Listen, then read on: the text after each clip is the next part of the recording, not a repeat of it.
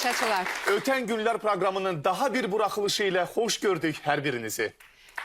Bugünkü verilişimizdə 60-80-ci illər Azərbaycan ədəbi mühitinin öncül simalarından, seçilən şairlərindən olan əməkdar incəsənət xadimi Tofiq Bayramın ötən günlərini vərəqləyəcəyik.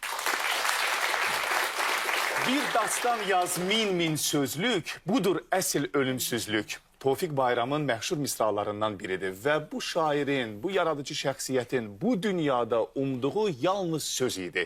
Və sözə də sözün əsl mənasında bir abidə yarada bildi Tofiq Bayram. Bugün biz bu görkəmli şəxsiyyət ətrafında çox dəyərli insanlarla bir yerdə söz açacağıq. Bəli, təqdim edək tamaşaçılara qonaqlarımızı. Böyük məmnuniyyətlə studiyamızda əyləşən qonaqlar sırasında Tofiq Bayramın bacısı Svetlana Bayramova əyləşir.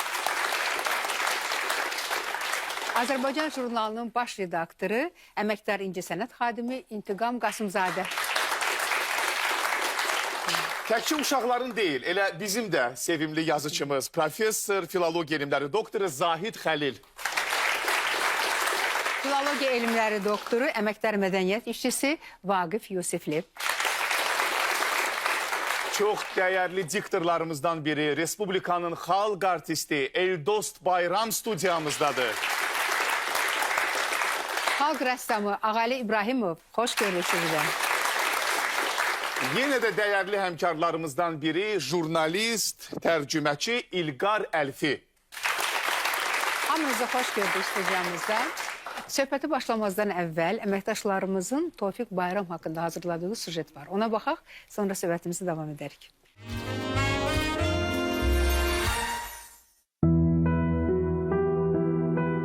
Şairdə ildırım gücü var bəlkə. Şeir daşdan keçən qurşun kimidir. Nəğməsiz bir millət, şairsiz ölkə, sərkərdəsiz qalan qoşun kimidir. Sözün, qələmin, ədəbiyyatın gücünü özündə mükəmməl şəkildə ehtiva edən bu fikirlər Azərbaycan ədəbiyyatına böyük töhfələr verən 60-cılar nəslinin görkəmli və sevilən nümayəndəsi, şair, tərcüməçi Tofiq Bayrama aiddir. Poeziyamızın milli xüsusiyyətlərini, poetikasını və üslubunu özünə məxsus formada əks etdirən Tofiq Bayram oxucularının qəlbini fəth edən şair olmağı bacardı. Yaratdığı əsərlərdə epik təsvirləri ana xətt kimi əks etdirən Tofiq Bayram insanın daxili dünyası ilə təbiəti, əşyaları və mücərrədliyi uyğunlaşdıraraq oxucularına fərqli və çox mükəmməl yaradıcılıq məhsulu bəxş edirdi. Xüsusilə lirik şeirlərindəki romantik pafos oxucuların ən sevdiyi nüanslardır. Şair, bəşəri olmaqla yanaşı öz yurdunu, elini dünyanın ən füsunkar məmləkəti adlandırırdı. Şeirlərində Azərbaycanı, doğma Bakısını bir rəssam kimi vəsf edirdi. Bəlkə də məhz şairlər, rəssamlar, qəzəlxanlar yurdu olan qədim Əmircan kəndi onun ruhunun ən böyük qidası oldu. Ədəbiyyatda özünə xas üslubu ilə seçilən bir çox şair kimi Tofiq Bayramın da ustalıqla inkişaf etdirdiyi bir xətt var idi. Bu, onun məşhur səkizliyi idi. Misraların düzülüşü, verdiyi əhval-ruhiyyə və harmoniya Tofiq Bayram səkizliyini xüsusilə fərqləndirir. Zamanə şahları endirib taxtdan, şairi qartal tək qaldırıb göyə, şeir oxuyuruq ona bayaqdan, yazanlar cərgə ilə durub növbəyə, hərənin əlində bir dəstə kağız, deyirik nə gəldi xəyalımıza, yaxşı ki, heykəldir şair babamız, eşidə bilsəydi, vay hamıza. Tofiq Bayramın fədakar əməyi həm də tərcümə sahəsi ilə birbaşa bağlıdır. O, bir çox məşhur əcnəbi yazarların, şairlərin əsərlərini doğma dilimizə tərcümə edib və hər bir tərcüməsində oxucuya Tofiq Bayram sevgisini, Tofiq Bayram ruhunu çatdırmağı da unutmurdu. Böyük türk şairi Nazim Hikmətin Tofiq Bayram yaradıcılığına xüsusi sevgisi var idi. O, şairimiz haqqında deyirdi: Böyük Səməd Vurğunun vəfatından sonra mənim üçün Azərbaycana gəlmək, onun yerini boş görmək son dərəcə ağır idi. Amma bugün gənc və istedadlı şair Tofiq Bayramın odlu alovlu şeir oxumasını gördükdən sonra mən inandım ki, Səməd Vurğunun layiqi yetişir. Vətən sevgisi, güclü və bütöv Azərbaycan arzusu şair ürəyinin möhürü idi. Tofiq Bayramın cəsur fikirlərinin, azad arzularının əks olunduğu misraları çox dəyərli və zamansızdır. Tarix var olduqca Tofiq Bayram əbədi yaşar olacaq.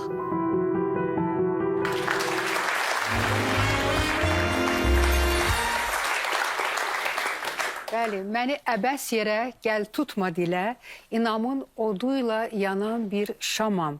Gərək elə yanım külümdən belə, gələcək nəsillər tanısın Tofiq Bayramı.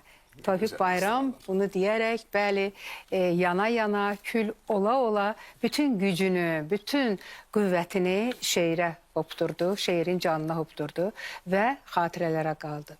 Və sizin xatirələrinizi eşidəcəyik bu gün. İntiqam müəllim, sizdən başlayaq. Bəli, sizdən başlayaq. Birlikdə işləmisiniz. Uzun illər. Bilirsiniz, Tofiqin səsini eşitdim. Biraz körəldim. Düzün sözü.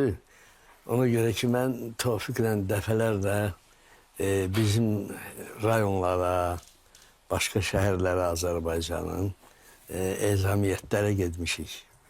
Yəni, görüşlərə gedirdik. O, Allah rəhmət eləsin, məni özü ilə aparmağı nəyəsə üstünlük verirdi. Məni özü ilə aparırdı həmişə. Bir də bir qarmonçalan var idi, Zakir. Zakir Mirzəyev. Mənim də var. Bu yaşayır, Allah ona uzun ömür versin.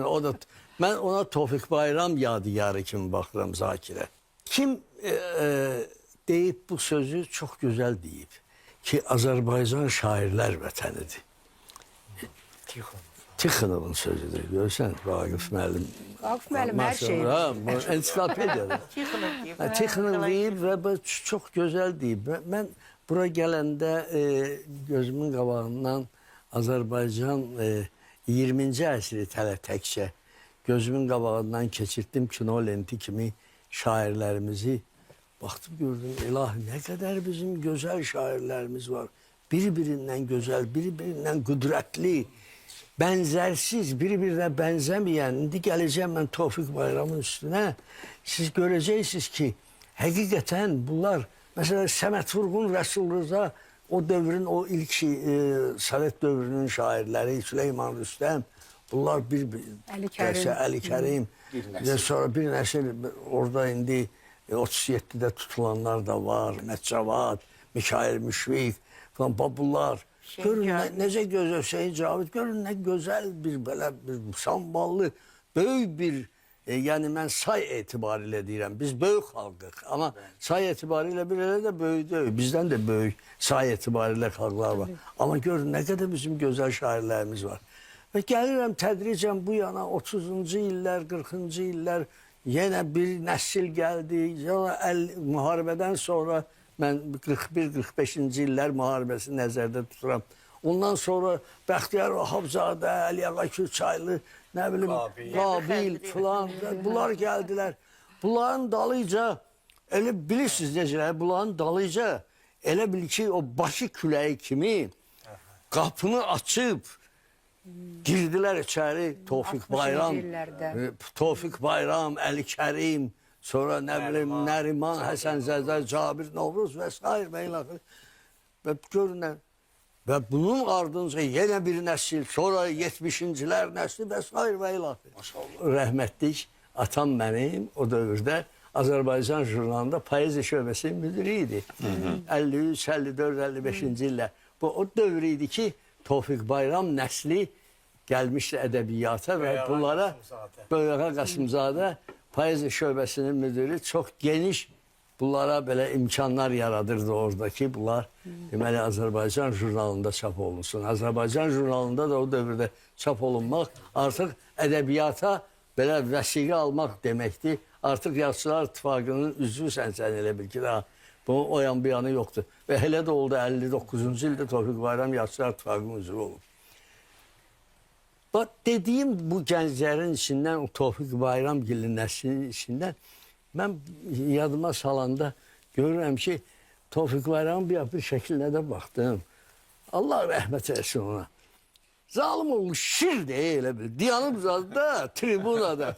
Elə bir böyük boyda yox idi. Alovlu danışırmış danışanda. Elə uca boy deyildi axı. Belə bəstə boy adam idi. Şir deyəndə yumruqlarını qaldırıb. Amma tribunada diyanıb, rəhmətliyin o gözəl belə daranmış saçları, elə bir şey, qocaman şir tribunadan şeir oxuyur.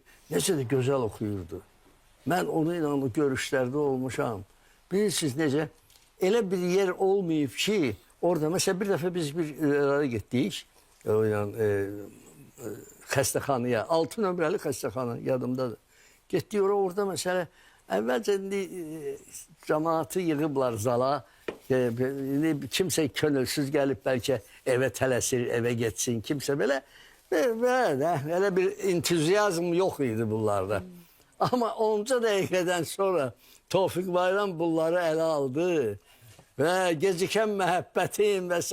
və ilahi bu şeirlər gəldikcə bir-birinin dalıca və Tofiq Bayram o gür, o xırıltıl səsi ilə bunları elə ələ aldı ki, inan buraxmırdılar bizi evə gedək. 6 oldu deyir ki, siz növbəniz qısarıb evə getməlisiniz. Yox, məmnuniyyətlə qulaq asarıq Tofiq müəllimə. Tofiq belə bir şair idi.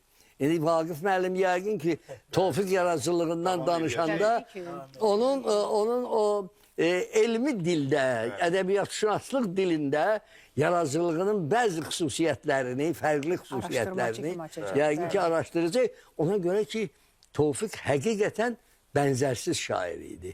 Bir balaca o hazırlanmış süjetdə də biz bunu gördük. Amma bu həqiqətən belə idi. İntiqam müəllim, biz sizə təşəkkür edirik. Mən bir söz deyim.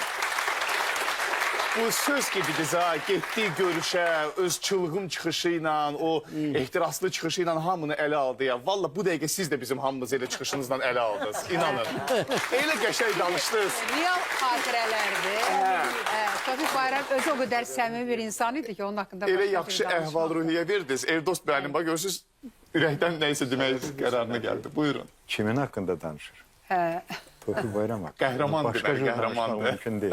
Doğru, doğru. Mən ədəbiyyatdan demək olur ki, kənar bir adam, mən vurulmuşam Tofiq Bayram. Doğrudan da onun çox gür səsi var idi.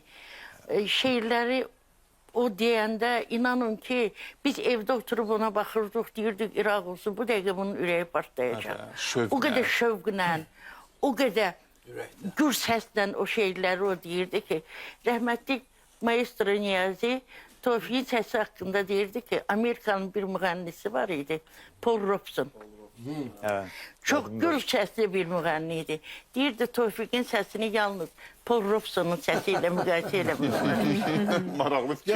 Gözəl müqayisədir. Müqayisə gözəl. Allah rəhmət etsin Niyaziyə. Doğru dost idilər. Tofiqi çox istəyirdi. Sevirdi Tofiqi. Bəli. Elə söz düşmüşkən ən sevimli, gözəl səslərdən biri də Erdost müəllim studiyada əyləşir. Gəlin elə söhbətimizi davam edək.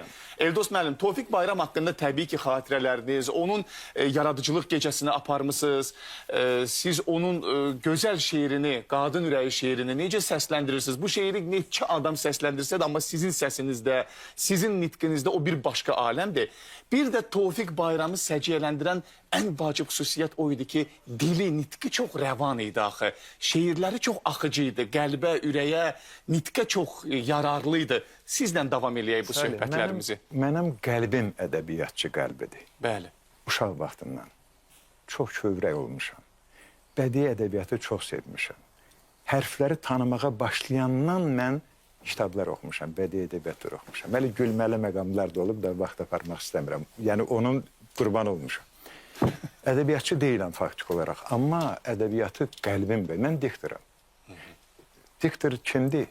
Diktor dövlətin siyasətini təbliğ eləyən, gözəl səslə qəbul eləyən bizim zamanımızda ancaq birinci səsi qəbul edirdilər. Səs psixoloji bir şeydir, səs ilahi bir şeydir. Səs insanı birinci növbədə maqnitdir, həmkarım bilir də, maqnit kimi çəkməlidir. Ondan sonra onun ardınca böyüklərin verdiyi dərsin nəticəsində o səs o dövlətin siyasətini bişirib yeritməlidir insanların. Elə oldu ki, 70-ci illərdə bilsən o bədii ədəbiyyatı çox sevirəm də, oxumaq istəyirdim, nəsri çox oxumaq istəyirdim, poeziyanı çox oxumaq istəyirdim. Amma təzə gəlmişəm mən diktor oxumağa, hələ öyrənməliyəm xəbərləri oxumağa. Amma gözüm qalmışdı böyüklərin oxuduğu şeirlərdə, hekayələrdə. Ramiz oxuyurdu, Aydın oxuyurdu, Davud gözəl şeirlər oxuyurdu. Davud oxuyurdu, Sabir Ələsgərov oxuyurdu, bəli. Oxuyurdu, ay Allah, partlayırdım. O yandan Əminə Yusif qızının ilahi səsini eşidirdim. Bəh. Respublikada ikinci Əminə Yusif qızı yoxdur. Başqaları da var, yoxdur. Onlar hamısı mənə ay Allah çağırırdı, gedə bilmirəm, bunlar kəsiblər qabağım. Amma neçə illərdən sonra ki, şərait yarandı, birinci 70-ci illərin, demək 72-də işə girmişəm. 70-ci illərin axırlarında filarmoniyada nəsə bir tədbir aparırdım. Orada mənə deyirlər ki, İldos müəllim, gəlin bizim aparıcımız yoxdur. Sizə işə mane olmur ki. Dedim, yox, mane olmur da. Gəlin burada konsert yapın. 2 il konsert yapardım. O konsert mənə nəyi verdi? Tofiq Bayramı verdi. Onu sonra deyəcəm. Tək Tofiq Bayram deyil. O konsertdə mən Göyçə aşıqları başda olmaqla Azərbaycanın bütün aşıqlarının konsertini apardım. Xoşbəxt oldum. Poeziyanı orada başladım. Orada başladım və o 2 ilin içərisində 2 dənə əlavə bir şey oldu. Nüsrət Kəsəməndi rəhmətin, Allah rəhmət eləsin, ona da, Tofiq Bayrama da. Tofiq Bayram özü aləmdir. Amma tək onun ailəsi, onun bacıları, onun yoldaşı, onların arasında, ailə arasında mən də belə şeylərə çox fikir verirəm. Gördüm bu başqadır. Bu başqadır. Sonradan yavaş-yavaş başladım özüm oxumağa, bədii ədəbiyyat oxumağa, xüsusilə Tofiq Bayrama fikir verdim. Bax, bayaq qollarını açıb, İntiqam müəllim demişkən, dünyanı qucurdu. Yadıma bir üstünə düşdü. Şairlərdən biri deyir ki, 2 nəfər qohumlar oturub söhbət edirlər. Birdən qayıdır ki, qohum, məni çoxmu sevirsən? Deyir, çox, qəlbim qədər. Deyir, axı, niyə dünyaca yox? Deyir, o çox kiçikdir, sənin xəbərin yoxdur. Bizim qəlbimizin yanında dünya nədir ki? Heç nə. Dünya bir zərrəci idi. Tofiq Bayram Azərbaycan şairi deyil. Tofiq Bayram Türk dünyasının şairi deyil. Tofiq Bayram bəşəriyyətin şairidir. Mən tək şeir oxumuram axı. Mən oxuduğum başqa şeydir. Mən o şeiri seçirəm, oxuyuram. O şeirin içərisində Tofiq Bayramda olduğu kimi məna var. Nəsihət var. İbrətamiz sözlər var. Bəli, ibrətamiz, müdrik sözlər var. Tofiq Bayram neynir?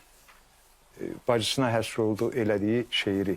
Onu tək bacısına həsr eləməklə o adətimizi, ənənəmizi yayır. Bəli, bəli. O adət necə olur, onu yayır. Tofiq Bayramın ən çox sevdiyim bir şeir var. Peki oxuyasınız. Mən onu həmişə demişəm, çox demişəm Salih. Nə olar, yenə deyin də. Deyir, fikir verin nə deyir. Deyir, kişilər görmüşəm qisməti. Azərbaycanı xırdalayır, izah eləyir və cavanlara deyir ki, ey gənclər, budur ya Azərbaycan, qulaq asın. Niyə Azərbaycan dünyada ən uğurlu ailəsi olan respublikadır? Bax, buna görə deyir, kişilər görmüşəm qisməti, payı, böyük bir külfətdir, balaca otaq. Hər axşam qadını dəmləyən çayı 100 ziyafətə dəyişməz ancaq.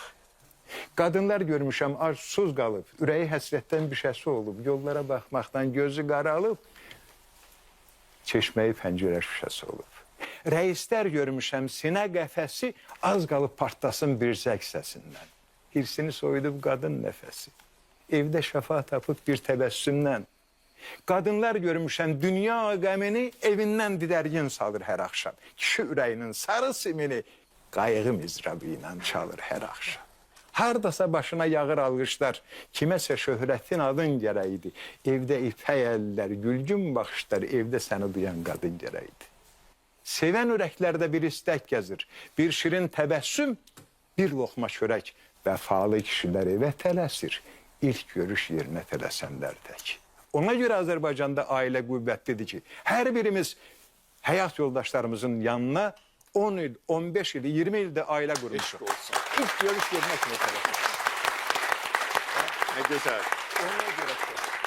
Ona görə çox istəyirəm. Mən özümü milli hesab, məndən asılı deyil, mənim genim millidir. Bəli. Vaqif müəllim, sizlə davam eləmək istəyirik. Bayaqdan görürəm ki, kim danışırsa, siz də onunla bərabər nəsə demək istəyirsiniz. İçiniz doludur, mən bilirəm. Çünki o qədər gözəl araşdırmalarınız var Tofiq Bayram haqqında. Buyurun.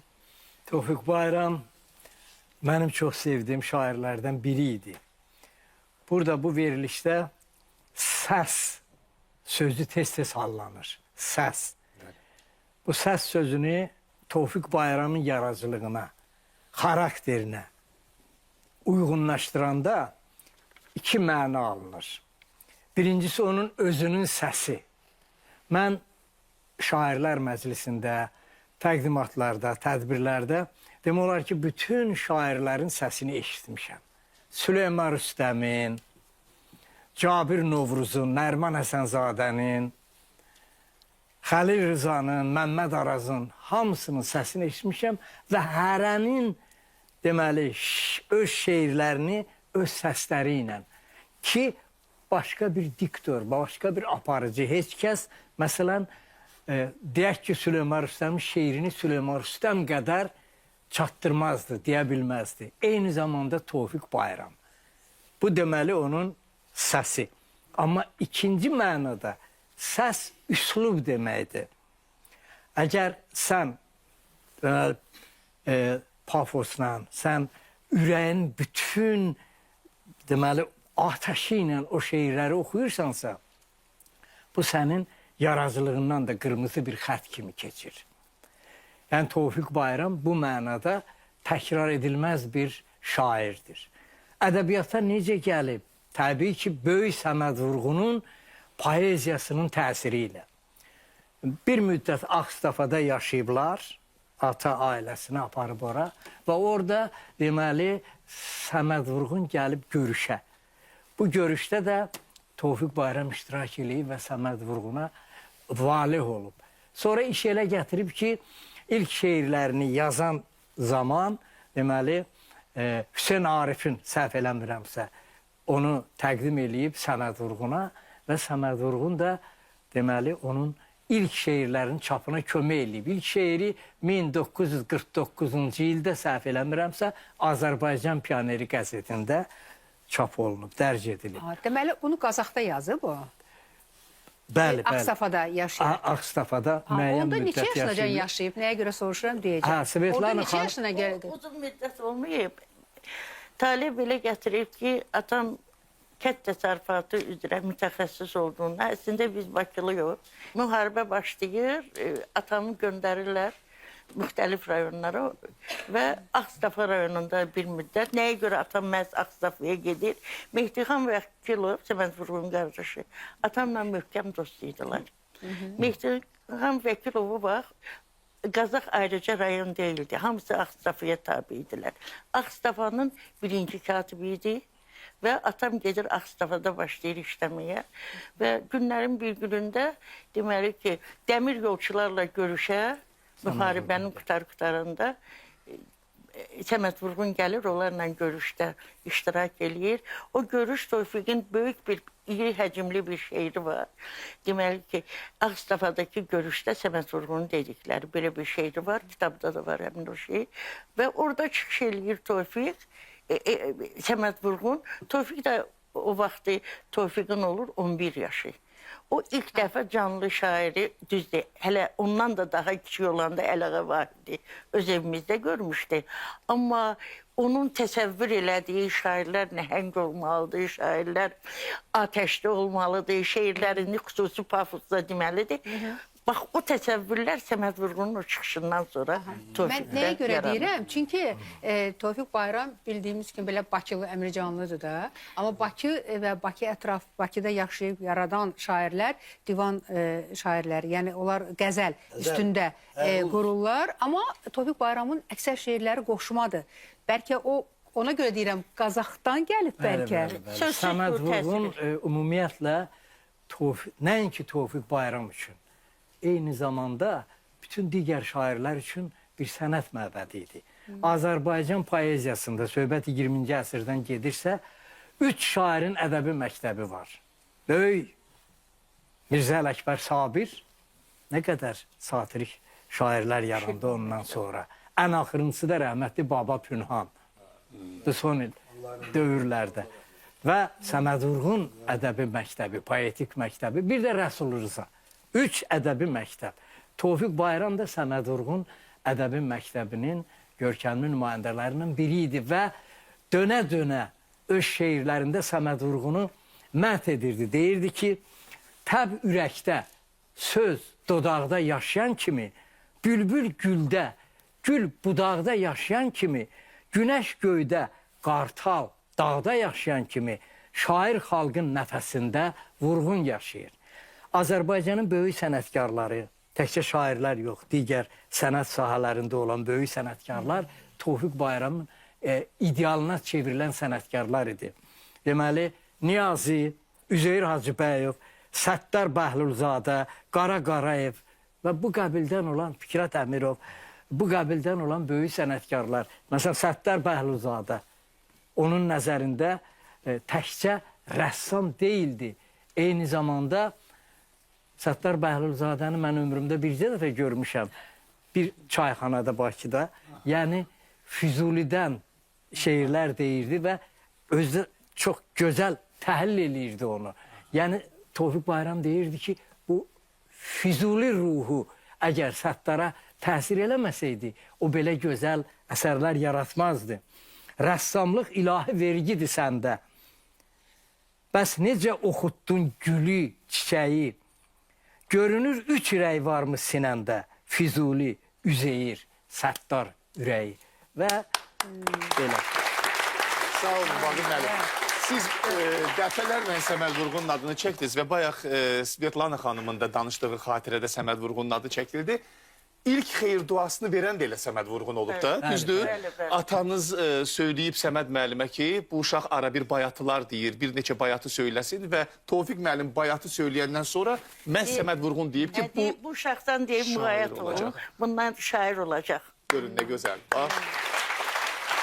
Doğrudan da xoşbəxt insan olub Tofiq müəllim kimi, Səməd müəllim kimi bir böyük şair ona o cığırı açıb, o xeyir duanı verib. Zahid müəllim, xoş gəldiniz. Sizlə davam edək. Siz də bayaqdan maraqla baxırsınız bu Gözəl həm söhbətlər söhbətlərinizin fikirlərindən. Sizlə davam edək. Çox sağ olun. Gözəl söhbətlər gedir şübhəsiz. Erdos müəllim çox gözəl şeirlər oxudu. Bilirsiniz, bu söhbətlərdən mən elə bir şey Tofiq Bayram haqqındakı təsəvvürlərim az qala pozuldu. Çünki mən Tofiq Bayramı çox yaxından tanıyıram. Başqa cüründə başladınız tanımağa. Erdos müəllim onu bir lirik şair kimi təqdim elədi. Çox doğrudan lirik şairdir, gözəl şair. Amma mən sizə deyim ki, Tofiq Bayram Azərbaycan ədəbiyyatının vicdanı idi. Mən özüm gözümlə gördüyüm əhvalatlar. Demək biz biraz yaş etibarıyla fərqimiz var da. Tofiq məndən biraz böyükdür. Ədəbiyyat qəzetində işləyirdi. Şöbə müdürü, şeir şöbəsinin müdürü idi. Mən də gəlmişəm, şeir gətirmişəm. Bir-iki dənə vərəqlərimdə. Gördüm bunun, o zaman ədəbiyyat qəzetində hardasa bir elə yerdə idi ki, elə küçədən eşidilirdi o səslər. Qapı açıq idi. Ay sağ ol, orada. Deməli, yaxınlaşanda gördüm ki, içəridə Tofiq Bayramın gür səsi gəlir. Sən necə şairsən, bu nədir, necə yəni ətəyim yandı falan. Kimsə möhkəm tənqid edir içəridə. Mən də titriyət istədim, girməyəm. Nəsə girdim içəri, gördüm ki, bir cavan oğlandır. Bu cavan oğlan indi ədəbiyyatda qalmadı. Və Tofiq Bayram düz tutmuşdu onu. Deməli, amma bunu demək göndərmişlər Moskvaya. Moskvada Gorki adına dünya ədəbiyyatının üstü var idi. Bu oranı qutarıb gəlmişdi. Deyir, mən də oranı qutarmışam, mən şairəm də. Tofiq Bayram dedi ki, yox, sənin bu şeyləri verməyəm. Nəysə, belə birdən məni gördü, qayıtdı ki, sən nə istəyirsən? Ver, görüm. Altı zorlarla şeyləri birinci başda deməli şeirin 3 misrasını oxudu. Dedi ki, belə bir şeir idi. Bax, bu ağac gilasdır, yaz gəldi, bu ağacın budağından gül astı. Deyəndə Tofiq Bayram elə birdən-birə dişəli dedi ki, şeir belə olar. Yəni O vaxtda Ulduz jurnalında, yazıcı nəşriyyatında kimin şeirini Tofiq Bayram bəyənirmişsə, onun üçün Tofiq Bayram şair edir. oldular. mən bir şey də deyim sizə, ümumiyyətlə yazıçıların əksəriyyəti o xarici görünüşü nətərdirsə, xarakteri nətərdirsə, yaratdığı ədəbiyyat da heylədir. Bunlar bir-birindən ayrı ola bilməz. Tofiq Bayram çılğın şair idi. Tofiq Bayram ipə safhada yatmayan idi. Məsələn, belə bir məclisdə, tutaq ki, bax, biz hamımız sakitcə belə oturmuşuq. Tofiq Bayram hökmən ayağının üstünə aşırmalıydı. Nəysə bir siqaret çəkməli. Yəni, bu ümumi cadları pozmalıydı. Tofiq Bayram bəzən həddindən artıq çığıran şairdir. Mayakovski haqqında deyirlər ki, o çığıran şairdir. Bəzən də həqiqətən çox belə lirik şairdir. Bir şeirdə hətta bunu görmək olur. Məsələn, deyək ki, ana ürəyi şeiri var edir. Sən qadın ürəyi, sən onu incitsən, bir ki, ağansız. Bu misrada bu Tofiq Bayramdır. İkinci misrada Tofiq Bayram deyil. Deyir ki, inləyən kamandır qadın ürəyi. Burada artıq incədir, burada artıq o Füzuli ənlilərini davam elətdirən, xalq ədəbiyyatını davam elətdirən bir şairdir. Yəni, Tofiq Bayram bizim ədəbiyyatımızın tarixində həqiqətən, məsələn, biz sonralar çox dost olduq, çox yaxın olduq. Mən Azərbaycan televiziyasında veriliş aparanda bir neçə dəfə demək onun demək haqqında verilişdə zatlar elədim. Ömrünün təxminən axırında, bilmirəm axırlarına yaxın idi. Bəlkə də o 91-ci il. bəlkə də o kadrlar durur. Deməli getdim artıq yataqda yatırdı. Amma getdik biz onu yataqda çəkdik. Yataqda da çəkdik və deməli ekrana buraxdıq. Yəni bizim o dostluğum və çox qəribədir ki, Tofiq Bayram çılğın adam. Ben de bir sakit adam ama bizim dostluğumuz tuturdu. Yani bak böyle bir... Onun son şehri de Qarabağ'ı vermərəm oldu. Son Öyle değil şehri, mi? hə. Onun Dünyanla şeyle- da o şeyle Bir vidalaştı. sözdür. Çok karakterik sözdü o. Dedi ki Azerbaycan poeziyasının, şeirinin, edebiyatının vicdanıydı. Bu bilirsiniz vicdanı olmak elə belə başa gəlmir. Valakardin şehrinde yazılıyor. Ora gəlirəm. Hə, Valakardin'de. Ora bəli. gəlirəm. Valakardin. Bəli, bəli. Döş cibində Valakardin insanı. Valakardin bax mənim cibimdə də var. Mənim cibimdə də var. Onda yazırdı. Döş cibində Valakardin. Gəzdirirəm Valakardin. Ana məndən hey soruşur. Axı nədir bala dərdin? Axı sənin nə yaşın var?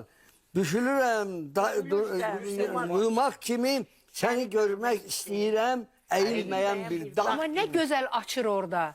Neye göre Valakardin içir? Niye ürek? Neye dözebilir ve neye dözebilmez? Görünməz indi anası da deyir. O nə bilsin ürəyimi, nə ağrıdır, nə göynədir. Sevincindən xəbəri var, xəbəri yox, dərdim nədir? Dərdin nədir? Qoy özün də cavab verin bu suala. Neşlər olub sancılıram, sancır məni dərd-ürəkdən məni.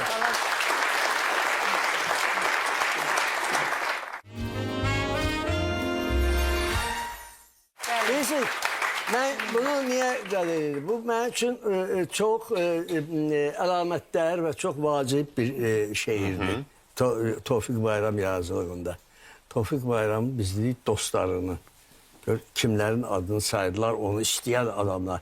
Bununla bərabər Tofiq Bayram incidilirdi də. Tofiq Bayramı bəzən başa düşmürdülər. Bəzən onun, bilirsiniz, şair həyat tərzini yaradıcılıqla qarışdırmaq olmaz. Mən özüm də şair olmasam, bir yazıcı, bir qələm adamı həyat tərzi yaşamışam. Nə olub mənə? Amma İntiqam müəllim, bu tarixən belə olub da. Bu yazı tarixən- əhli zaman görürsən ki, incidilir. Onda da belə olur ki, cavan gedir də. Əslində onun taytuşları da var ki, ədəbiyyatda biraz da üzdən gediblər, hər şeyin içinə, ürəklərinə salmayıblar. Onlar gəlirlər 97, 100 yaşa qədər demək olar ki, yaşayırlar. Allah ömür versin, yaşasınlar. Hərənin bir ömrü var. Hərənin karakter var. İncidilməyində əslində əsas var idi. Çünki Tofiq o dövrdə yazırdı ki, 26'ların mərmər məzarı mənim daş şidli partbiletimdir. Tofiq heç vaxt Komünist Partiyasının üzvü olmamışdı. Təsəvvür eləyin ki, partbileti məzarla müqayisə eləyirdi və 26'ların gömülməyini partbiletlə eyni səviyyədə olan bir hadisə hesab edirdi. Bunun özündə o qədər cəsarət var idi bu misrada. Belə yazan şairi təbii ki, təqib deyilənlər, təqib deyilənlər. Gözəl bir müqayisə. Svetlana xanımın bir gözəl xüsusiyyəti də var. Bir bacı kimi o qədər həssaslıqla dayanıb keşiyində Tofiq Bayram irsinin. Valla bu hər bacının eləyəcəyi bir iş deyil. Yəni eşq olsun sizə. Var olun. Aileniz hakkında biraz sonra size suallar vereceğiz. İndi ise İlqar müəllim sizlə davam eləyək. Tofiq Bayram uşaq olanda anası onu elektrik qatarı ilə Bakıdakı bu Pionerlər evində Ədəbiyyat Dərnəyinə gətirilmiş. Və o zaman o Ədəbiyyat Dərnəyinin rəhbəri də sizin atanız Əlfi Qasımov olub. Və oradan da sizin dostluğunuz ailəvi başlayıb yəqin ki. Buyurun. Atamın tanıştığı oradan başlayıb Tofiq Bayramla. Amma mən bayaqdan da qulaq asıram. Mən Azərbaycan ədəbiyyatında pafosla lirikanı bir canda yaşadan ikinci şair tanımıram. Tofiq Bayram kimi. Bu bir. Bu bunun deməli təyinidir. İkincisi onun çox maraqlı adamdır. Mən o insan kimi daha çox maraqlandırıb həmişə. insan kimi daha çok maraqlandırıb. Çünkü ben ne bileyim belki tərbiyəmdən gələn şeydi. Ben insanlara göz koyup gündə neçə dəfə eyni adamlara qiymət verirəm içimdə. Göz koyuram elə bil ki müəllim kimi qiymət verir. Tofiq Bayram çok qəribə insan idi. Tofiq Bayramın qəribəliyi nədəydi? O zahiri kobudluqdaki həssaslıq var. Bunun vücudundaki kobudluğun içinde bir dəhşətli bir həssaslıq yatırdı. Onun inciməyi də ondandı. O elə deyim sizə ki, məsələn, güclü təqibə məruz qalsın, döyüldü. Amma o hiss eləyirdi münasibəti. Münasibət hiss eləyirdi. Görəndə ki, bunu qəbul eləmək istəmir, ondan inciyirdi. Biz onların evində olmuşuq. Rəhmətlik Qulam kişi Tofiqin atası. Çok çörək verən kişiydi və Tofiqin ziyalı dostlarıyla, ziyalı çevrede olmasıyla dəhşətli dərəcədə sevinən bir adam idi. Ondan fəxr eləyirdi, ondan nəfəs alırdı. Baxarsan ki, məsələn, uşaq vaxtı baxırsan ki, adi Abşeron uşaqları cildindədir. Amma bunun bəlkə də şair olmağına təbdən də çox evdəki məhəbbət, evdəki yönətmə səbəb olur. Bəlkə də. Gəlmişik bunlara qonaq aparıblar. Mən də nə bilim, bəlkə 7 yaşında adım var belə. Atam da gedib, anamla mən də yanaşı oturmuşuq. Ziniyyət xanım da deməli anası yaxşı bir stol açıb. Biz də bunlara gələndə həmişə mütləq dəvə kitabı da olurdu. Bir dəfə tarixən elə olub ki, bu dəvə kitabı kimə söz verib, dəvə gətirib kəsib, ondan sonra cəmaat dadanıb ki, bura gələndə dəvə kitabı olur. Qonaq gələndə hər dəfə dəvə kitabı istəyirlər. Təklifi ilə olmuş. Deməli, bu məndə Kutabiyyənəm. Uşaq vaxtı. Gətirib qabağımıza qoyublar belə bir ortada bulutda. Hərəminin də qabağında öz boş qabağı. Anam da böyrümdə oturub. Bilirsiniz, bir haşiyə çıxıb deyim ki, o dövrün adamlarının indiki dövrün adamlarının arasında çok böyük bir fərq var. O dövrün ziyalıları, o dövrün valideynləri uşaqları məclisə aparmağı uşağın tərbiyə üsuluydu. Mən atam heç vaxt deməyib ki, ay zırlama, bunu belə elə, bunu belə eləmə deməyib. Həmişə baxmışam, atamın hərəkətinə baxıb mən nəticə çıxartmışam ki, belə məclisdə adam özünü necə aparmalıdır, belə yerdə necə danışmalıdır, belə yerdə necə yeriməlidir. Eləcə gəlmişik, oturmuşuq, kitabı gətirib bir iştahlı da iyi gəlir. Əvvəldə düşbərə verdilər. Düşbərə verdilər, axırda. Nəysə, bu kitabdan mən də boş qabımı anam birini qoydu, birini də öz boş qabına qoydu. Mən bunu da uduram da, mən də yeyimcil idim balaca vaxt. Bu kitab getdi, əlimi uzadanda anam məni dümsüklədi. Dümsüklədi, deymə, əlimi uzatma. Əlimi uzatma, oradan Zinət xanım gördü, dedi, ay qız, işin yoxdur. Qoyacaq kitab bilsin. Hə, mən də bileti aldım əlimə, kitabı da aldım. Yəni demək istəyirəm ki, evdə, məsələn, mən məclisdə atasının yanında elə pafosu yox idi. Elə pafosu deyildi. Çox sakit, təbiətli bir adam idi. Amma televiziyadakı çıxışlarını görmüşəm. Ben sonra bir xeyli müddət, uzun müddət televiziyada işlədim, dalga verişində. Dalga verişini apardım. Tez-tez görüşərdik. Onun, məsələn, çox maraqlıdır ki, bu sərhəd məftillərində bu kobud əlləriyle bir muğamat çalardım Azərbaycan deyəndə. Bax, bu iki misradır da. Ne var burada? Bu iki misrada bu öz kobudluğun, əlin və Azərbaycana sevgisini necə birləşdirir? Niye kobud əllərlə çaldığını qeyd eləyir? Sərhəd məftili tikanlı olur. Onu adi əllə, bu əllərlə onu çalmaq olmaz ki. Onu Tofiq çala bilər ancaq. Benzersiz şairiydi. Allah rəhmət eləsin.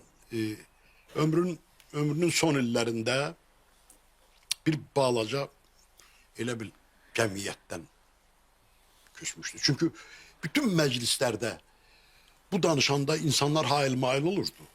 O meydan aksabları başlayanda bunu da apardılar Ziya Bunyadov'la eyni günde.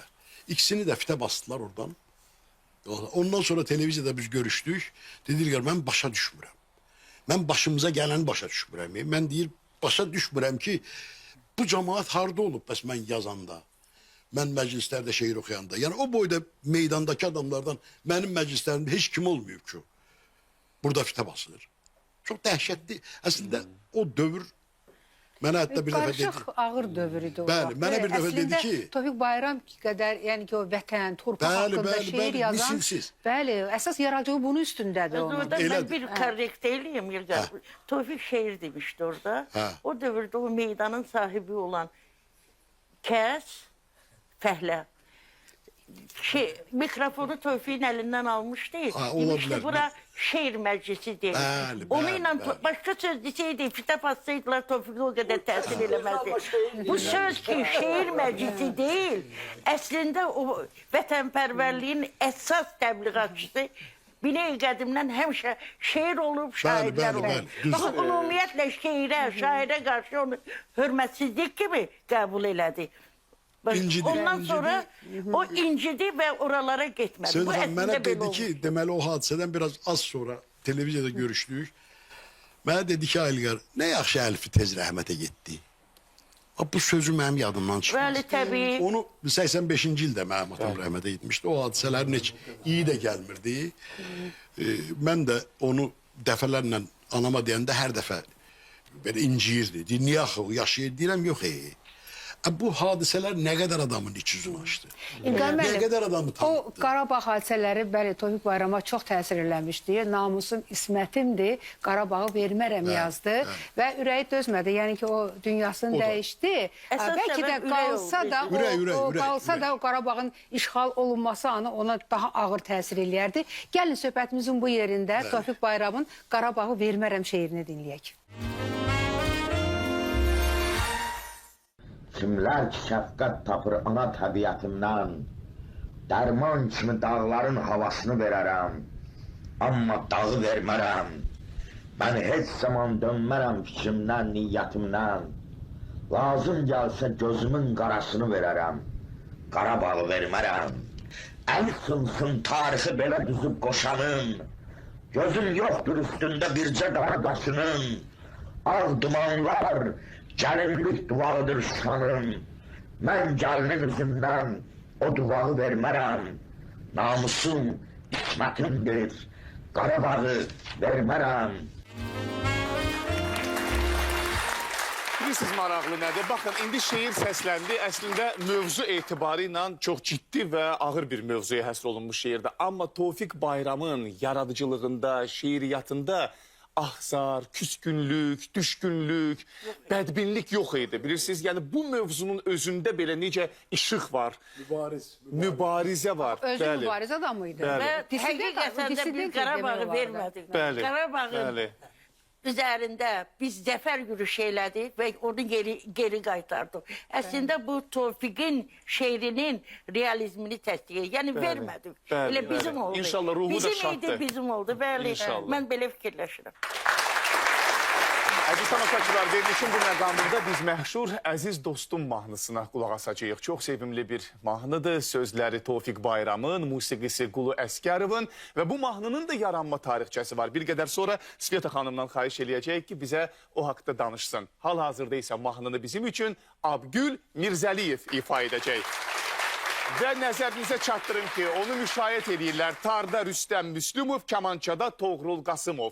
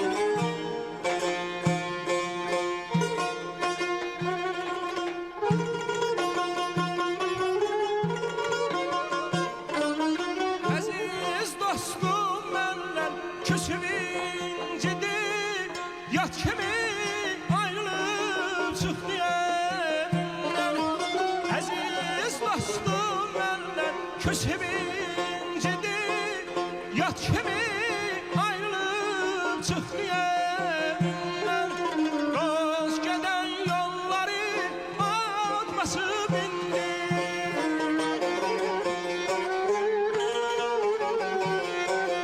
Dost gedən yolları od basıb indi. O gedib qalmışam həsrətində mən. Dost gedib qalmışam həsrətində mən. Necə ayağına qoşub, necə dinlərim.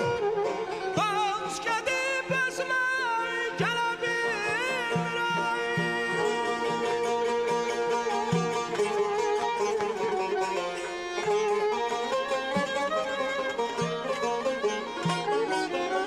Gözlərimə qoşub, necə dinlərim. Dost gedib özümə gələ bilmirəm. Elə bil əllərim yoxalıb mənim. Gözümün yaşını silə bilmirəm. Elə bil əllərim yoxalıb mənim. Gözümün yaşını silə bilmirəm. Gözümün yaşını silə bilmirəm.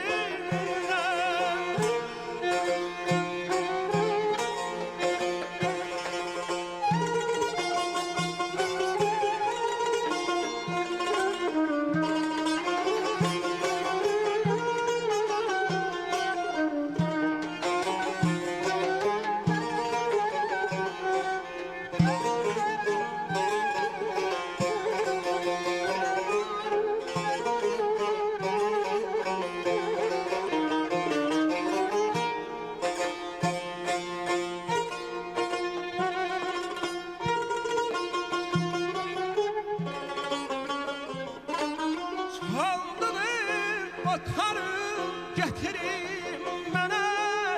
Görün ki sənətdən necə mahirəm.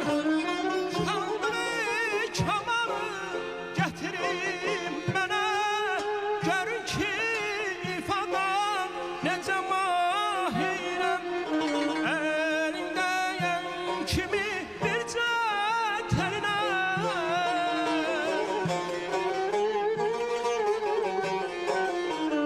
Əlindəyəm kimi bircə tərinə. Təllər hayray çəkib qırıldı oda. Təllər hayray çəkib qırıldı oda.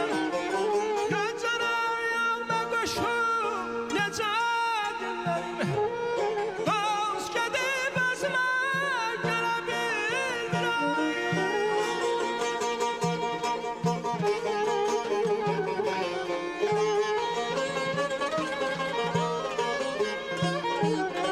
Gözlərimə qoşub necə dinlərim.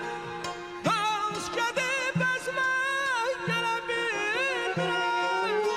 Elə bil əllərim yoxalıb mənim. Gözümün yaşını silə bilmirəm. Elə bil əllərim yoxalıb mənim. Gözümün yaşını silə bilmirəm. Gözümün yaşını silə bilmirəm.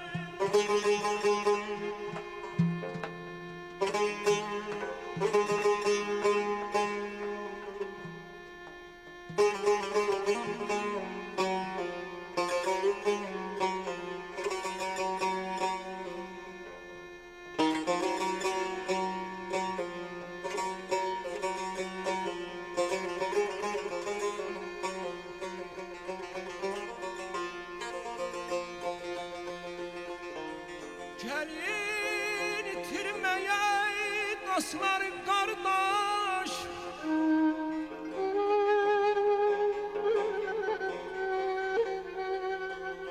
Gəlin itirməyə dostlar qardaş. Onsuz da yan çox deyil, yaxında yan sirdaş.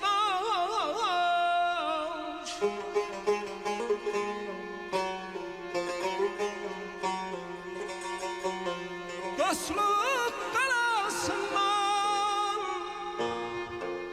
Dostluq qalasından bir kərpic, bir daş uçurub aparır hər saat, hər il. Bizim ey dost itirən vaxtımız deyil.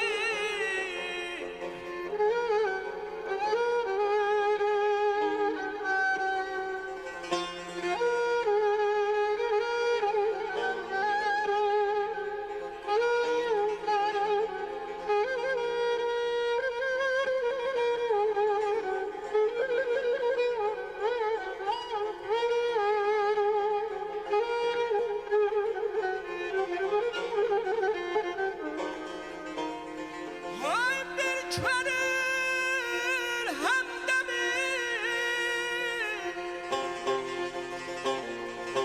bir könül hemdemir, tapana kadar.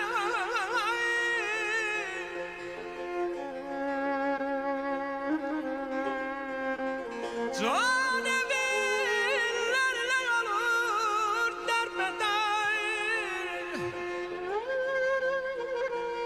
Var devlet dünyada gelip de gider. Var devlet dünyada gelip de gider. Her şeye göz yumup dosta etmeyin. Bizim dost itiren vaxtımız değil.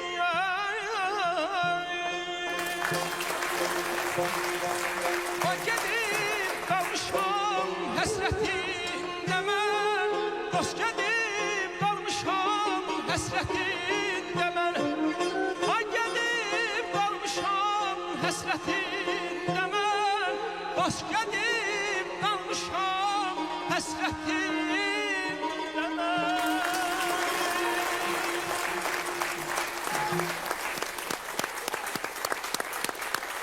Abgül Mirzəliyev, təşəkkür edirik. Çox sağ olun, Abgül.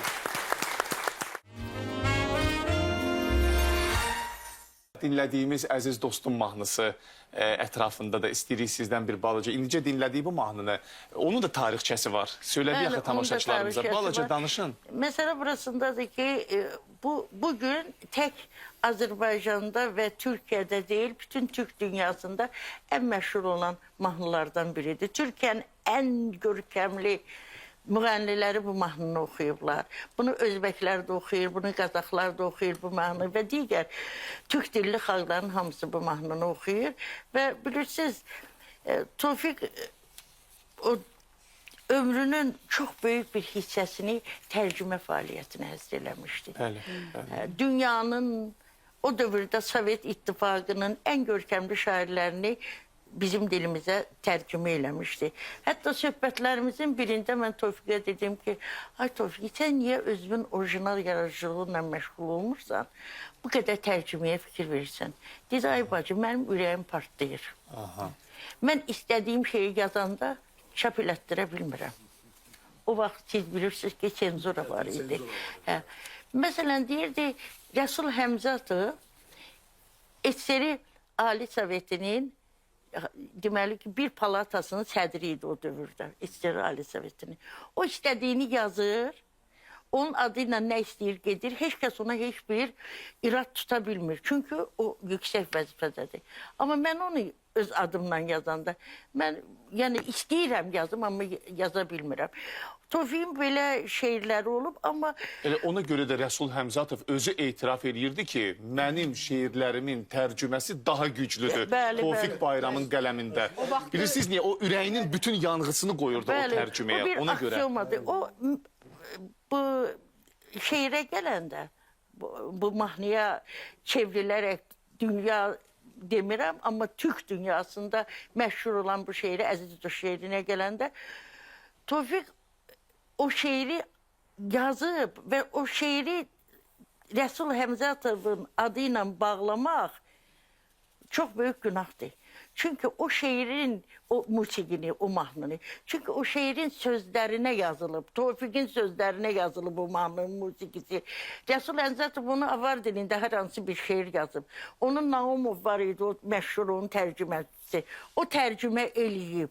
Sonradan güyəm ki, Tofiq həmin o tərcüməni Qulu Əsgərovla birgə işləyib mahnıya çevirib. Bu düzgün hərəkətdir, bu düzgün rəydir, bu düzgün fikir deyil. Tofiqin orijinal şeiridir o şeir.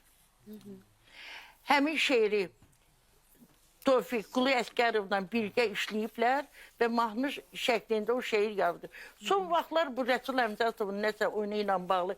Tofiq əgər Rəsul Əmzətovun tərcüməçisidir, o deməkdir ki, o şeir mütləq Rəsul Əmzətovun yazdı. Şeirlər kitabı var idi. Rəsul Əmzətovun başqa bir şeiri var Səməd Vurğunla bağlı. Güya deyirlər Səməd Vurğundan küsüb, sonra onu ilə barışmaq üçün. O şeir deyil. O şeir bilirsiniz, hansı şeirdir? Rəsul Əmzətov gəlir Səməd Vurğungilə, Səməd Vurğun vəfat eləyəndən sonra istəyir oradan pillekanlarla qalxsın. O deyir ki, sənsiz bu pillələrlə sənin evinə qalxmaq, zirvələr sifət etməkdən çox çətindir. Ay Səməd, məni dindir, ay Səməd. Vurğuna bax yazdığı o şeirdir. Həmin mahnı ilə əlaqələndirmə. Sözlər görürsünüz, tamamilə müxtəlifdir. Birdən-birə niyə belə fikir ortaya? Dost müəllimin əlavəsi. Söhbət tərcümədən gedir. Söhbət Tofiq Bayramdan gedir. Söhbət Rəsul Həmzətovdan gedir. Mən bir dəfə qoy rusça deyim də, üzr istəyirəm, məni bağışlasın da, bir stolbek 101 dənə Şeyx Nizaminin qəzəllərini oxudum. Bu tərəfdən də 101 dənə. 202-sini də qaytardım. Heç nə də istəmədim. Heç birisi xoşuma gəlmədi. Nağıl idi. Kim tərcümə eləmişdi bilmirəm. Sifariş verdilər. Axundov kitabxanasından təzəsini gətirdilər. O şeir ki, Nizamini mən, məsələn, bu misralarını oxumuşam. O böyük, ağıllı, aqil hökmedar öz şahlıq taxtında tutarkən qərar, əmr etdi, verildi belə bir fərman. Alimdir gözümdə ən əziz insan. Elmlə, hünərlə, başqa cür heç kəsə üstünlük eləyə bilməz. Rütbələr içində seçilir biri, hamıdan yüksəkdir alimin yeri. Gözəl tərcümədir. Bunun nağıl formasını oxumuşam. Göndərdim. Uzun müddət Rəsul Həmzətovun eşitmişdim ki, papaq məsələsi, papaq atma, qızın pəncərəsinə papaq atma. Bunun axırıncı misrasını bilirdim, eşitmişdim şeir formasında. Ay Allah, mən bunu hardan tapım? Elə mühit yarandı ki, məni dəvət elədilər tədbirlərə. 10 il getmədim, utandım getmədim. Sonra gördüm, yox, mümkün deyil, bunsuz mümkün deyil. Onda gərək gedim ki, nəsə borc alım. Getdim və öz yolum, öz üsulum oldu. Nə inirdim? Elə şeyləri eşidirdim toylarda.